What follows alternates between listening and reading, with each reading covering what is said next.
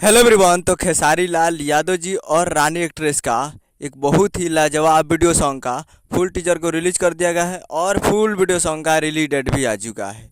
और इस गाने को लिखे हैं कृष्णा बेदर्दी जी और इसमें म्यूजिक भी दिए हैं कृष्णा बेदर्दी जी ही।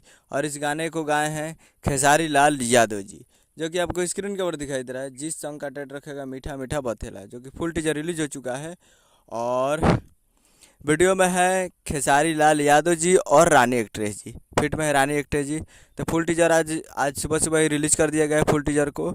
और फुल वीडियो सॉन्ग रिलीज किया जाएगा। Full video song releasing on 28 मार्च 2024 को सुबह 6:45 AM पे ये फुल वीडियो सॉन्ग को रिलीज किया जाएगा।